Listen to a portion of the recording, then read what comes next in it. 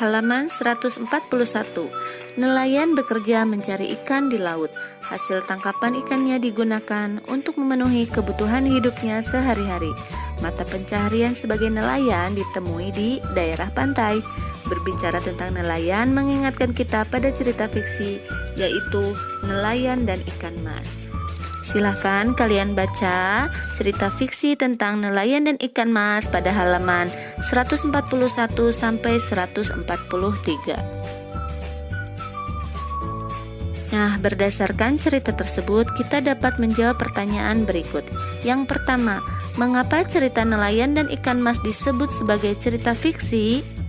Ya, karena cerita nelayan dan ikan mas bukanlah cerita yang nyata atau tidak benar-benar terjadi ya.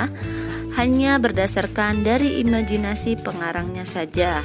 Yang kedua, siapa sajakah tokoh-tokoh yang ada dalam cerita nelayan dan ikan mas? Ya, tokohnya yang pertama ada si kakek atau nelayan, si nenek atau istri nelayan, dan ikan mas. Yang ketiga, bagaimanakah sifat dan tokoh-tokoh dalam cerita nelayan dan ikan mas?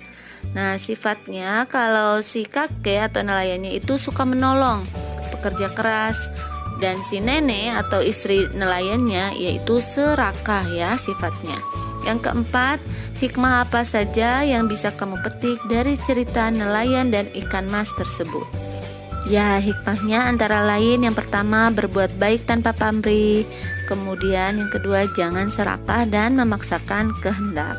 Pertanyaan kelima, sikap apakah yang harus kita hindari agar kita bisa bersyukur atas nikmat Tuhan yang Maha Esa? Sikap yang harus kita hindari yaitu sikap sombong dan serah. Nah, berdasarkan cerita nelayan dan ikan mas tersebut, kita dapat memahami adanya tokoh dan peran tokoh.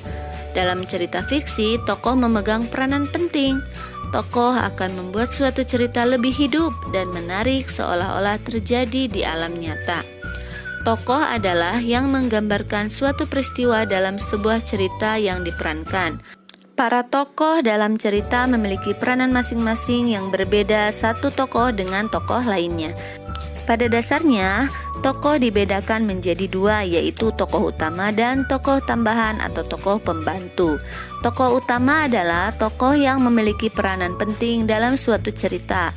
Tokoh utama paling banyak diceritakan, baik sebagai pelaku kejadian maupun yang dikenai kejadian. Bahkan dalam novel-novel tertentu, tokoh utama senantiasa hadir dalam setiap kejadian dan dapat ditemui dalam tiap halaman novel yang bersangkutan. Kemudian tokoh pembantu atau tokoh tambahan yaitu tokoh yang memiliki peranan tidak penting dalam cerita. Kehadiran tokoh pembantu sekedar menunjang tokoh utama. Nah, tokoh juga dapat dibedakan berdasarkan peran tokoh dalam sebuah cerita, yaitu tokoh protagonis dan antagonis. Tokoh protagonis adalah tokoh yang memiliki watak baik sehingga disenangi dan dikagumi para pembaca. Sedangkan tokoh antagonis adalah tokoh yang memiliki watak jahat sehingga tidak disenangi dan tidak dikagumi oleh pembacanya. Nah, dari judul cerita nelayan dan ikan mas tersebut dapat disimpulkan bahwa tokoh utamanya adalah sang nelayan atau si kakek dan ikan mas. Sedangkan tokoh pembantunya adalah si nenek atau istri nelayan.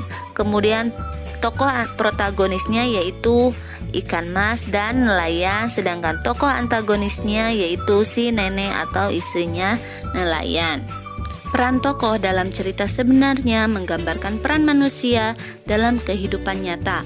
Dalam kehidupan nyata, manusia mempunyai karakter yang berbeda-beda. Ada yang berkarakter baik dan ada pula yang berkarakter tidak baik atau jahat ya. Ada yang menyenangkan, ada juga yang tidak menyenangkan. Semua itu merupakan keragaman karakteristik individu.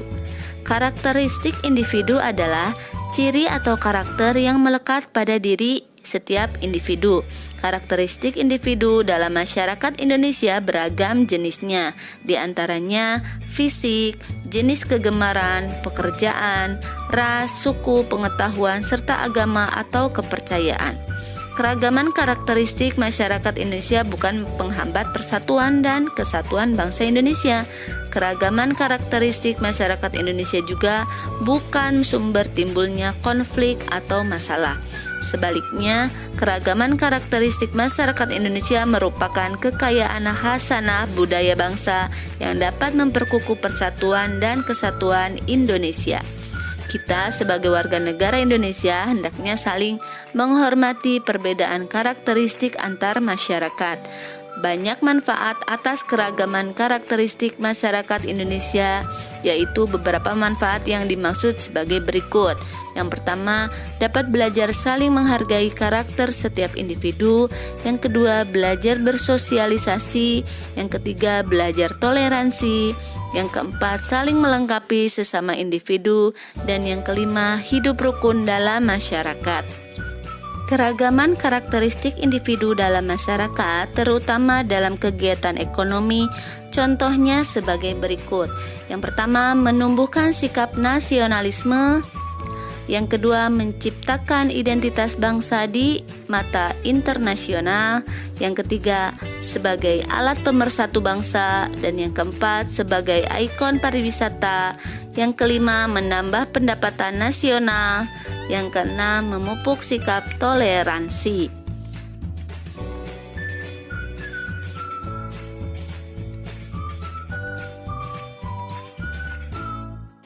Pekerjaan merupakan salah satu jenis karakteristik individu dalam masyarakat. Misalnya, petani merupakan pekerjaan mayoritas bangsa Indonesia sebagai negara agraris. Nelayan adalah pekerjaan yang ditekuni oleh masyarakat di daerah pantai. Adapun di daerah pegunungan, sebagian warganya menggarap perkebunan. Banyak ragam pekerjaan dalam masyarakat. Pekerjaan yang ditekuni masyarakat sesuai dengan kondisi lingkungan alam sekitar. Nah, pekerjaan merupakan salah satu bentuk kegiatan ekonomi.